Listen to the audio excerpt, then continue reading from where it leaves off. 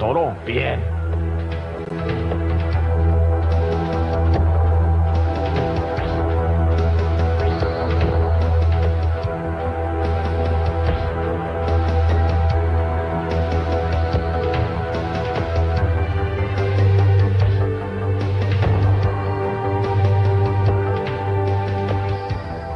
Desde la década de 1950, los adventistas del séptimo día han llegado a ser uno de los pueblos más estudiados del mundo. Más de 140 artículos científicos han sido publicados, estudiando a decenas de miles de adventistas.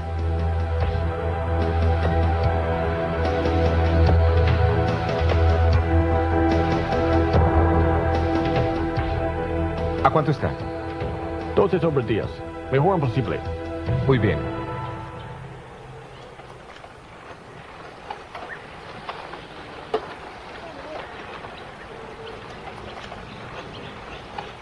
¿Y a qué se debe toda esta atención?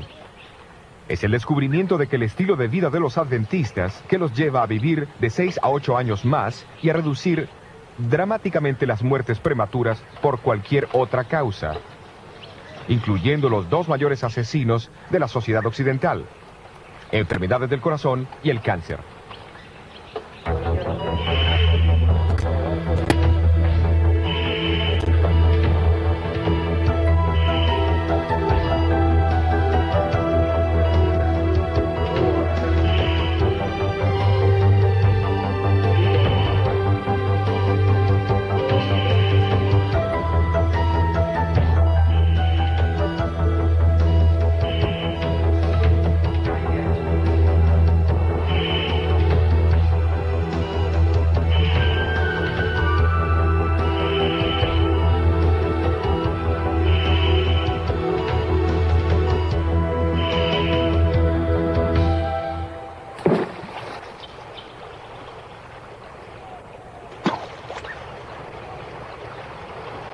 ¿Cuál es la forma mágica?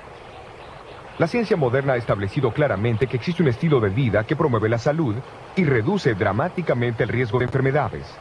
Incluye una dieta variada de frutas, granos, enteros, nueces y vegetales, y evitar la carne y productos que contengan grasa animal.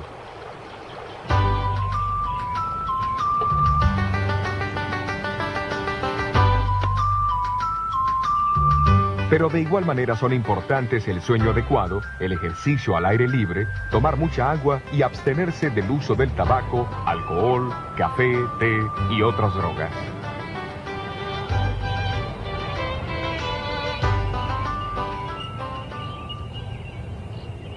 Pero ¿cómo pudo ser que un grupo tan pequeño y relativamente desconocido llegase a adoptar principios tan avanzados más de 120 años atrás?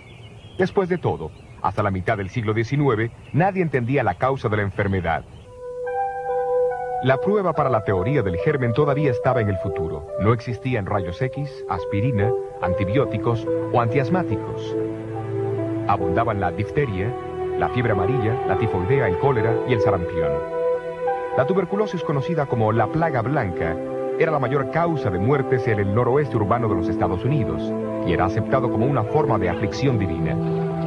La fiebre palúdica, llamada malaria, era considerada una condición normal de los inmigrantes occidentales. Pero más absurdas que las mismas enfermedades eran las supuestas curas. Para aliviar el sufrimiento de los pacientes, los doctores prescribían calomel o cloruro de mercurio, estricnina, arsénico, mercurio, salitre, opio, alcohol y tabaco.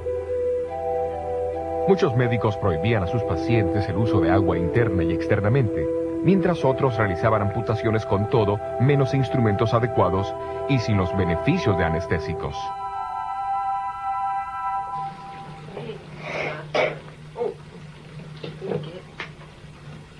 El aire nocturno era considerado peligroso. Cerraban herméticamente las ventanas y las puertas por miedo a engriparse. Las persianas permanecían siempre cerradas para evitar el descolorido de los muebles, mientras que los ciudadanos urbanos no practicaban ejercicios ni se bañaban.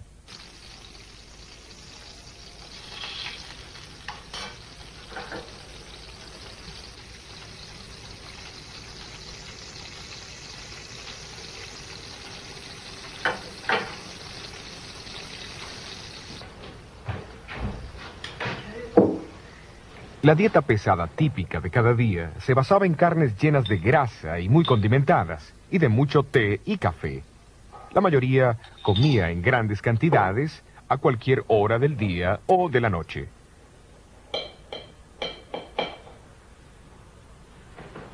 Se había propagado mucho el uso del tabaco y hasta era defendido por muchos médicos como un estimulante para los pulmones, y el humo como una cura para la bronquitis.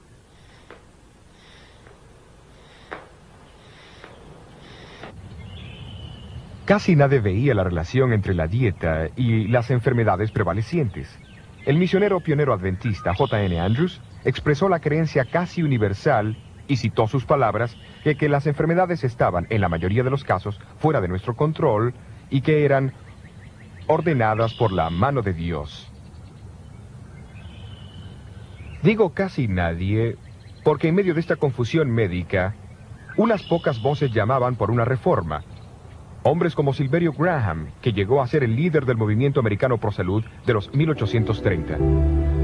Él llamaba a regresar a la naturaleza y a los métodos naturales de curación y recomendaba una dieta simple, incluyendo el vegetarianismo y especialmente productos de trigo integral. Los alimentos tenían que ser preparados sin especias y estimulantes como fuese posible. También condenó el tabaco, el té y el café, las bebidas alcohólicas y las drogas comúnmente usadas en las medicinas de aquel entonces. Aunque su reforma decayó en 10 años, enseguida otros la asumieron con entusiasmo renovado.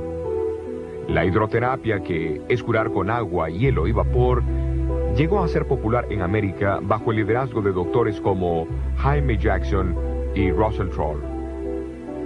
Ambos supervisaban instituciones de hidroterapia y promovían la reforma pro salud, y ambos tenían una estrecha relación con los pioneros de la nueva iglesia adventista.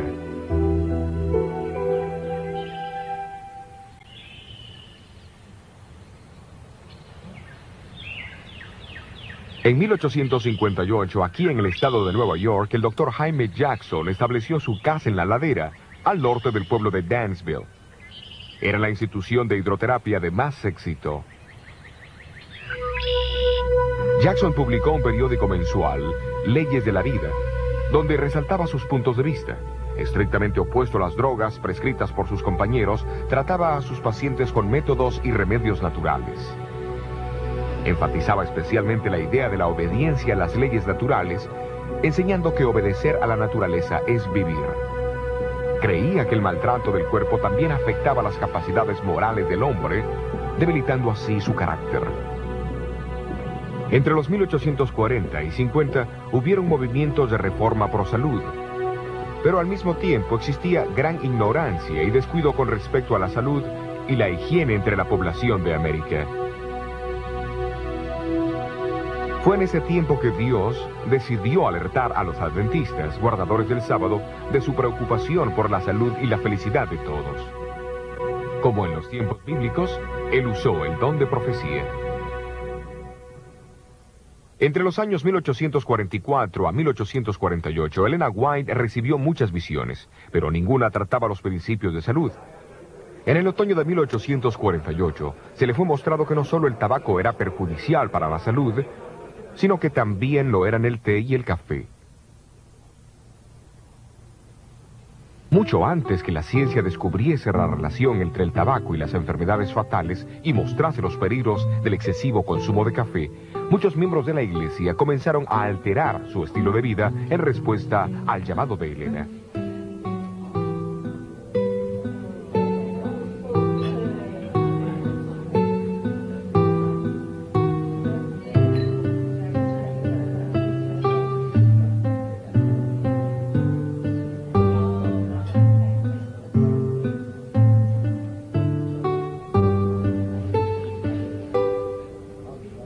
En los años siguientes a 1848, las páginas del periódico de la iglesia reportaban entusiasmadas sobre las batallas para dejar el tabaco, el té y el café. A fines de invierno de 1854, Elena White informó de otra visión que hablaba en contra de los alimentos abundantes y grasosos, tan comunes en la época.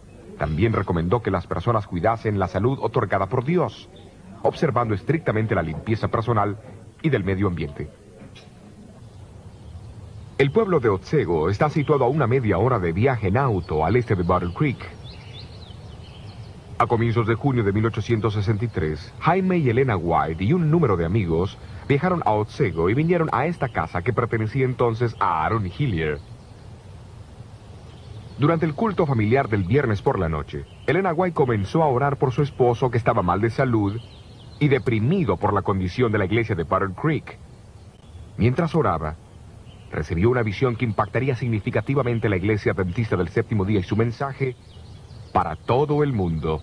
En la visión, Elena White presenció el papel que la carne ha jugado en el descenso de la raza humana desde el tiempo de Adán. La carne de puerco fue denunciada en particular, pero todas las otras carnes también fueron censuradas. La visión también habló en contra del uso de bebidas alcohólicas, especias y postres. El tabaco fue descrito como un veneno dañino y maligno.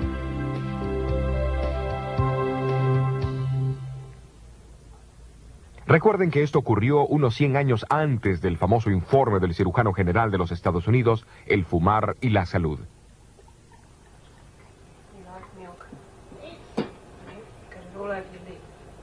Elena dijo que el té y el café tenían efectos similares a los del tabaco, solo que en menor grado.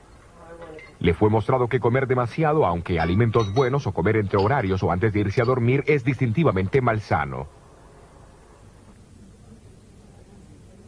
En el tratamiento de enfermedades, vio el terrible efecto de las drogas de ese entonces, el arsénico, la estricnina, el calomel y otras. Dijo que drogas venenosas también podían causar defectos en el feto, un hecho trágicamente confirmado por estudios científicos subsecuentes.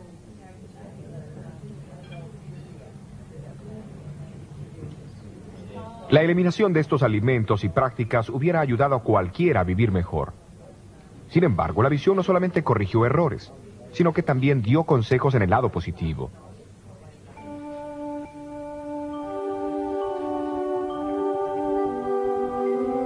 Elena recalcó la importancia de tomar mucha agua, hacer ejercicios regularmente al aire libre, permitir la entrada de la luz del sol y el aire fresco en la casa y del baño diario.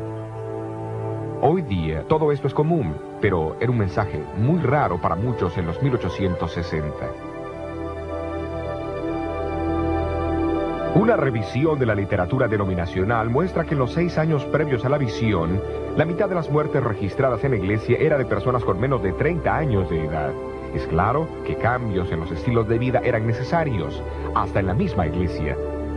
Hasta donde a Elena le concernía, ella más tarde escribió: Me sorprendí de las cosas que se mostraban en la visión.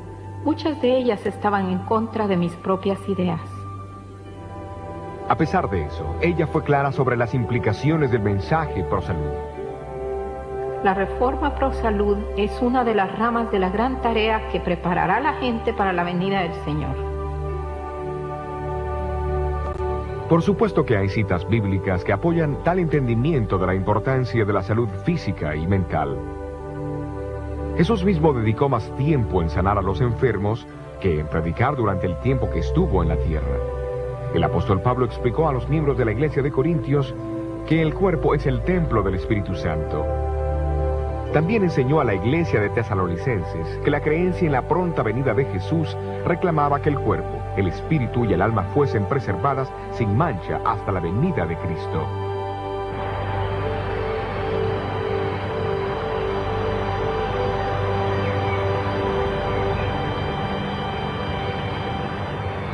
No es difícil ver que los conceptos de Elena White apenas servían para magnificar los puntos bíblicos de que cada persona tiene que rendir cuentas a Dios por la preservación de la salud.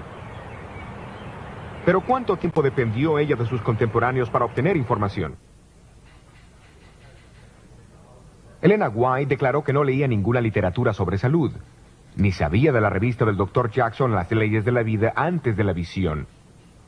Por su itinerario ocupado, no pudo publicar la publicación hasta 1864. No fue hasta después de esto que leyó algunos de los libros y revistas populares sobre salud, de los cuales dijo: Me sorprendí al ver que están en armonía con lo que el Señor me ha revelado. Cuidadosamente seleccionó extractos de estas revistas, que fuesen consistentes con lo que había visto en visión, y los incluyó en sus publicaciones sobre salud en 1865.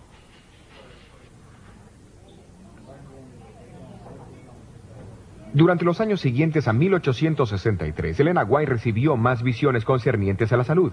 Es obvio que las mismas la detuvieron de promover las ideas tan difundidas por algunos escritores que más tarde fueron probadas a ser falsas. El Dr. Trout, por ejemplo, prohibió la sal y el azúcar completamente, diciendo que la sal era un mineral venenoso y el azúcar no tenía ningún alimento. Elena White usó un poquito de ambos, pero avisó de sus malos efectos cuando son usados sin reserva. Concerniente a la sal, escribió en 1901. De acuerdo a la luz que me fue dada por Dios, la sal es actualmente esencial para la sangre. La causa y el motivo de esto no lo conozco, pero les doy la instrucción como me fue dada.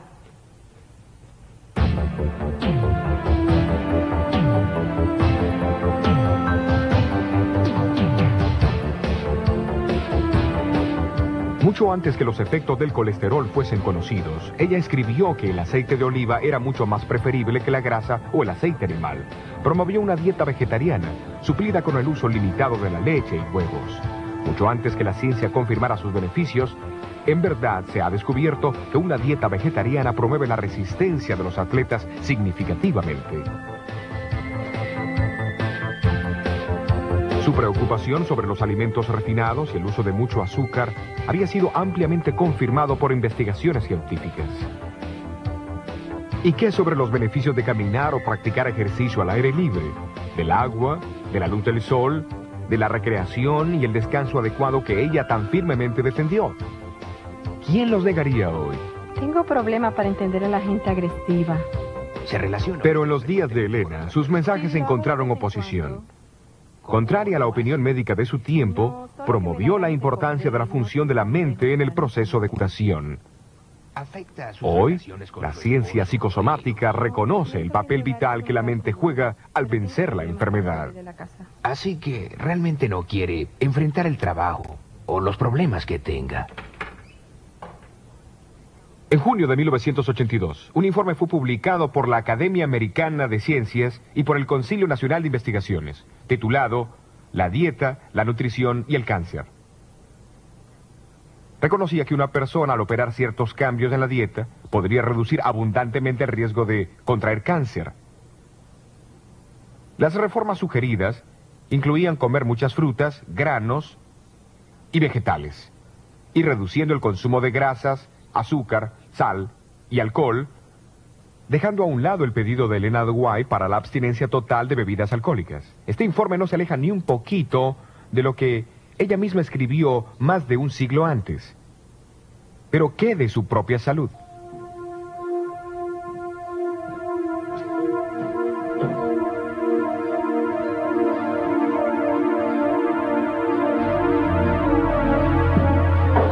La visión de julio de 1863 fue dada a Elena cuando estaba muy débil, enfermiza, propensa a frecuentes mareos y desmayos.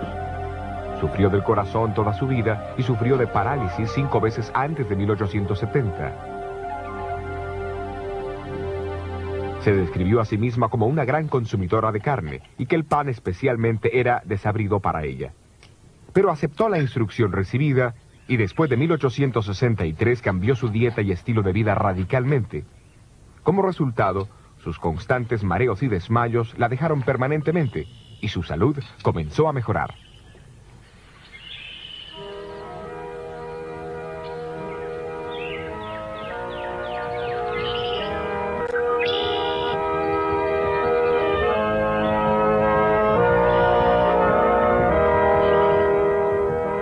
Uno o 2 años antes que Elena White falleciera a los 87 años de edad, Arturo Spalding, el historiador y cuentista, la visitó en Ellis Haven.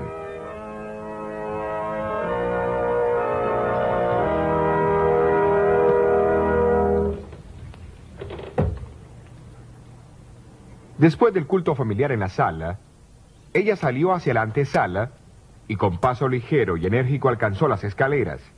Arturo Spalding ofreció ayudarla, pero ella respondió: Oh, no, gracias. Soy muy capaz de subir las escaleras por mí misma. Estoy tan activa como cuando era niña. ¿Como cuando era niña? No debiera decirlo. Cuando era niña estaba enferma y débil y con mala salud. Pero ahora el Señor me ha sanado y fortalecido y me siento mejor, mucho mejor que cuando era niña. Casi al final de su carrera, el Dr. Clyde McKay, profesor de nutrición en la Universidad de Cornell en Nueva York, fue introducido a los escritos sobre alimentación y nutrición de Elena White. Se impresionó profundamente y se quedó particularmente intrigado por saber las fuentes de esa información. Preguntó cómo una mujer con casi ninguna educación podía dar consejos de salud tan avanzados para su tiempo. Rechazó la idea de que los había copiado de sus contemporáneos. Después de todo, ¿cómo hubiese sabido cuáles ideas usar y cuáles rechazar de entre la perpleja colección de teorías y consejos sobre salud del siglo XIX? Muchos de los cuales fueron bastante irracionales y han sido descartados desde entonces. Él creyó que Elena tendría que ser una mujer sorprendente, con conocimientos avanzados a su tiempo, para hacer esto con éxito. Después de leer extensamente los escritos sobre salud del Dr. McKay, comenzó a dar conferencias con los conceptos de Elena White a varias sociedades profesionales. Estoy impresionado con la exactitud de sus enseñanzas a la luz de la ciencia de nutrición moderna. A pesar del hecho que sus obras fueron escritas mucho antes de la llegada de la nutrición científica moderna, no existe ninguna guía mejor disponible hoy. En 1865, la Iglesia Adventista había alcanzado una membresía de unos 4,000. Aunque poseía poca riqueza, había sido recordada en la visión de 1863, que la misma tenía una obra sagrada de alertar a otros sobre salud. Pero ¿cómo la Iglesia alcanzaría este blanco?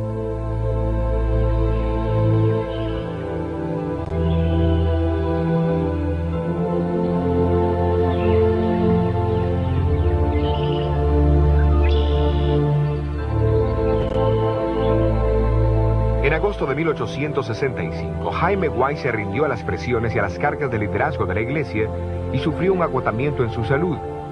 Su esposa lo trajo aquí a la casa de la ladera, en Dansville, para ver al Dr. Jackson, donde fue tratado por unos 3 meses. Los White tuvieron una oportunidad de observar los principios de la reforma pro salud en práctica y encontraron mucho que alabar.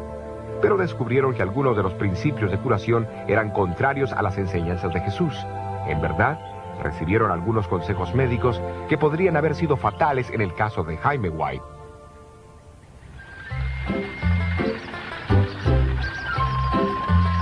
En diciembre, Elena decidió retirar a su esposo de la institución de Dansville y viajaron a Rochester, en el oeste del estado de Nueva York. Muchas oraciones fueron elevadas allí por la salud de Jaime White, y en la Navidad de 1865, Dios respondió al darles un extraordinario regalo de Navidad.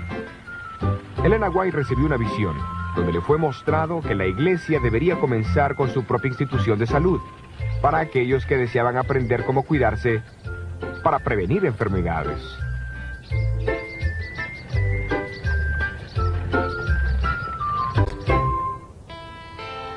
En el siguiente año, una vieja casa remodelada fue comprada al oeste de Battle Creek, Michigan, quien en ese entonces era un próspero pueblo industrial con una población de 5,000. Conocido como el Instituto Occidental de la Reforma Pro Salud, abrió sus puertas en septiembre de 1866 como el primer centro médico adventista del séptimo día del mundo. Circulares anunciando la institución declararon que ningún tipo de droga sería administrado. Solo métodos naturales de curación como el agua, el aire, la luz, el calor, la alimentación, el sueño, el descanso, la recreación, etc., serían empleados. La alimentación significaba una dieta estrictamente saludable, consistiendo de frutas, granos y vegetales.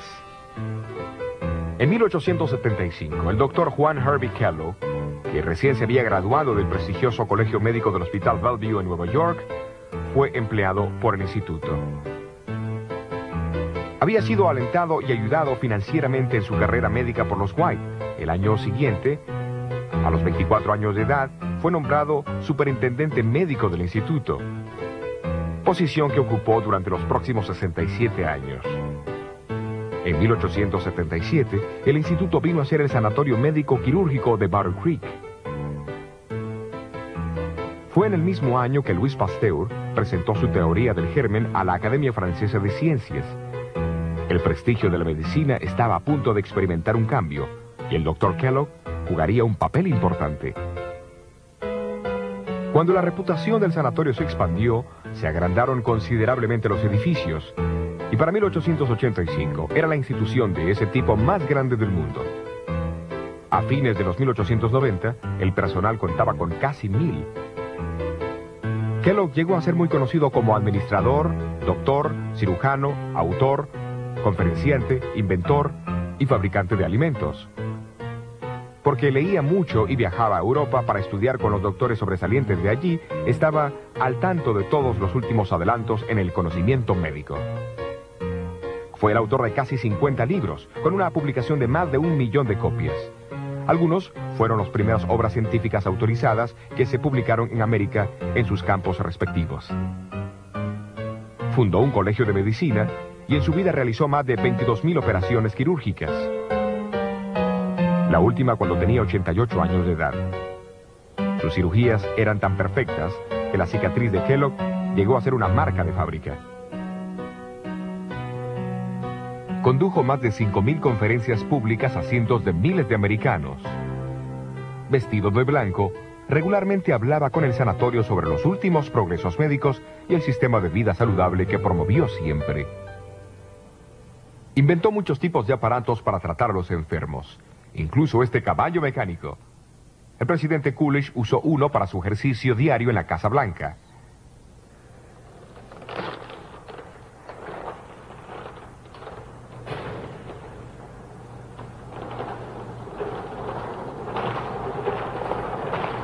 Algunos de sus inventos todavía están en uso alrededor del mundo hoy día. ¡Vamos, chico!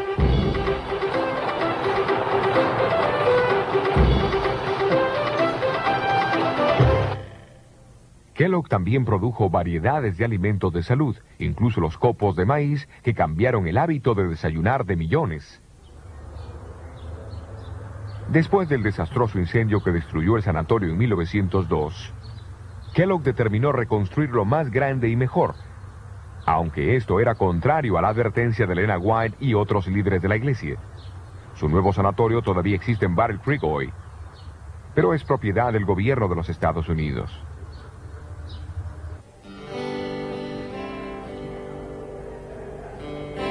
Su pórtico y entrada impresionantes acogieron a muchos que vinieron a Kellogg para tratarse y aprender sus consejos sobre salud. Aunque más tarde abandonó la iglesia, siguió defendiendo sus principios de salud. Famosos que lo visitaron durante sus más de 60 años de superintendencia incluyeron el industrial y financista Juan D. Rockefeller Jr., el autor Jorge Bernardo Shaw, el inventor Thomas Edison, el escritor soviético León Tolstoy, el explorador de las regiones polares Raúl Amundsen, la primera mujer en viajar sola a través del Atlántico, Amelia Earhart, y el presidente Guillermo Howard Taft, que está registrado como el paciente número 100.000. En 1891, le preguntaron a Kellogg cómo el sanatorio de Battle Creek era capaz de estar 5 años adelantado al resto de la profesión médica. Kellogg respondió que si algo nuevo aparecía, instantáneamente lo adoptaba, si concordaba con la filosofía y los principios de salud promovidos por Elena White.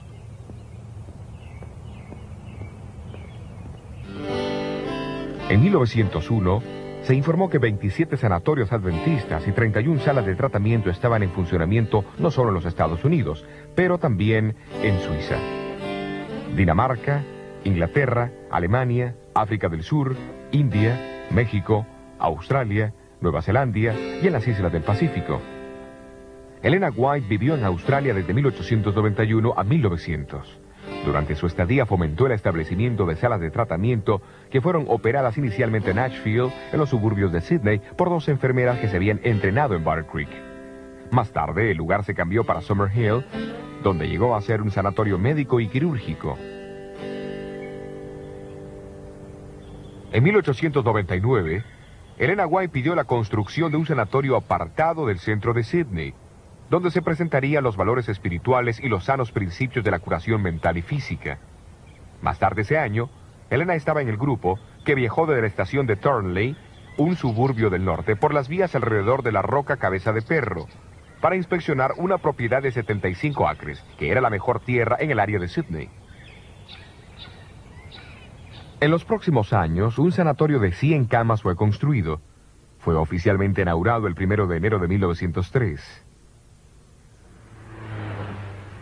Siendo reemplazado en 1973 por este moderno edificio de 304 camas, el Hospital Adventista de Seine está cometido a los principios de excelencia clínica unidos por un ministerio de curación cristiano.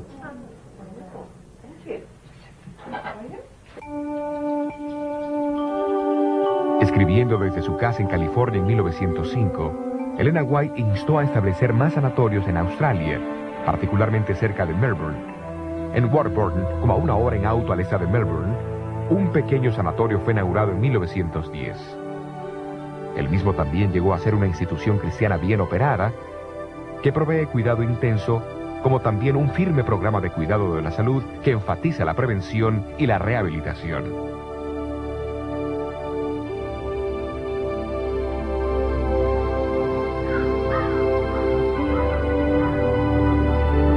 Fue en el sur de California donde Elena White iría a influir notablemente en el desenvolvimiento del Ministerio de Curación Cristiano de la Iglesia. Vivió aquí en su casa, Elms Haven, en el norte de California, por los últimos 15 años de su vida. Durante ese tiempo recibió muchas visiones en la noche concernientes a la obra de la iglesia. En una de las visiones en 1902, Dios le reveló que en el sur de California habían propiedades desocupadas en el campo, convenientes para los propósitos de un sanatorio, y a la venta a un precio mucho más bajo que el costo original. No mucho después de esto, un edificio de 3 pisos llegó a estar disponible en las hermosas campiñas del Valle Paraíso, cerca de San Diego. Había sido usado como un sanatorio, y originalmente costaba $25,000, pero estaba siendo ofrecido por $12,000 por falta de agua. Las negociaciones siguieron por unos 18 meses, hasta que en 1904 el precio fue bajado a $4,000, mucho más bajo que el costo original, justo como Elena White había predicho. Después de que la propiedad fue comprada, ella logró los servicios de un perforador de pozos adventista, Salem Hamilton. Señor Hamilton. Señora, hemos llegado a 98 pies. ¿Se da cuenta que esos son 10 pisos para abajo? Y no hemos encontrado nada más que tierra seca y arena. ¿Está segura que el Señor quiere que usted compre este lugar? Sí, estoy segura. 3 veces me ha sido mostrado en visión que debíamos asegurar esta propiedad. Bien, creo que eso es suficiente para mí. El Señor no nos daría un elefante sin proporcionarnos agua para que Él la tomara. ¿No lo cree, señora?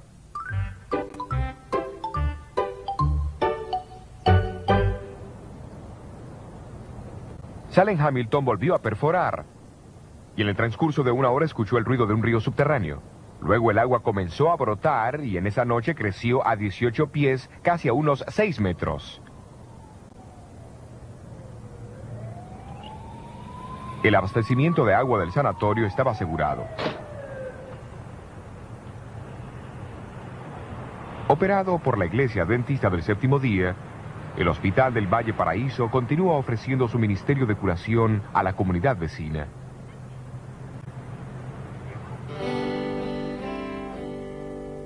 En abril de 1904, Elena White instó a que un sanatorio debía ser asegurado y operado cerca de Los Ángeles, en algún distrito rural.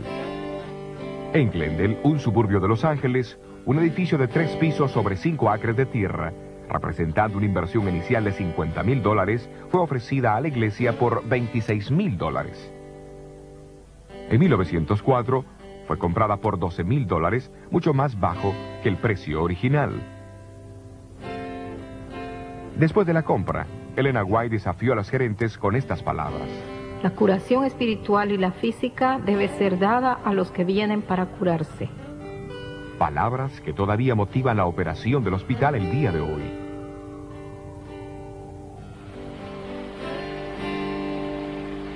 Pero tenía que haber un tercer sanatorio en el sur de California. Tan pronto como en octubre de 1901, Elena White había visto en visión que cerca de Los Ángeles había un edificio ocupado con árboles frutales en el terreno del sanatorio. Esta visión fue tan real para ella que le parecía estar caminando por el terreno, conversando con los pacientes y hasta viviendo allí. Ni el Valle Paraíso ni Glendale reunían esta descripción. En 1904, 76 acres de propiedad a la venta fueron descubiertos cerca de Redlands. Fue llamada Loma Linda e incluía enormes jardines y huertos, hermosos parques, muchos árboles de sombra, caminos para carretas y veredas de cemento. Entre los edificios de la cumbre de la Loma Linda había un hotel de 4 pisos con 64 cuartos, iluminado con electricidad, con calefacción a vapor y con abundancia de agua fresca. El costo original era de $150,000. El precio de la compra final fue $38,900, mucho más bajo que el precio original. El 12 de julio de 1905, Elena White llegó a Loma Linda por primera vez. Mientras iba viendo los edificios y el terreno, repetidamente dijo que reconocía todo como el lugar que había visto en visión 4 años antes. La garantía de este sanatorio, completamente equipado y amueblado, es una de las más hermosas providencias que el Señor nos ha brindado. Loma Linda llegará a ser un importante centro educativo. Una escuela será establecida aquí para entrenar evangelistas en la verdadera medicina. Tendrá que ser de la más alta categoría.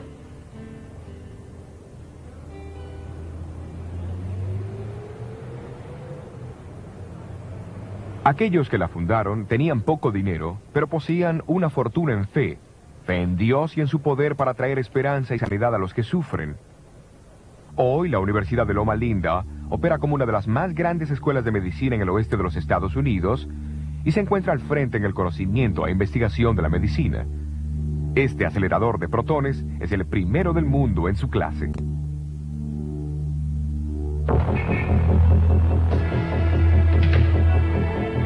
Junto con los cientos de otras instituciones adventistas del séptimo día del cuidado de la salud alrededor del mundo, el blanco del Centro Médico de Loma Linda no es solamente hacer que hombres y mujeres estén bien físicamente, sino que a través de un ministerio de compasión y servicio cristiano, también traerles sanidad espiritual y a una unidad con Dios para prepararlos para el pronto regreso de Cristo. Tal blanco refleja el propósito predominante del programa adventista para el cuidado de la salud, como le fue revelado a la iglesia a través del don profético otorgado a Elena White. Ese propósito envuelve mucho más que adoptar una dieta vegetariana o decidir parar de fumar o de tomar alcohol. Abarca no solo la cura de enfermedades, pero también su prevención. Su ejemplo y motivación vinieron del infinito amor de Jesús, del divino buen samaritano, que vino a un mundo de enfermedad, dolor y muerte, para traer sanidad física, mental y espiritual.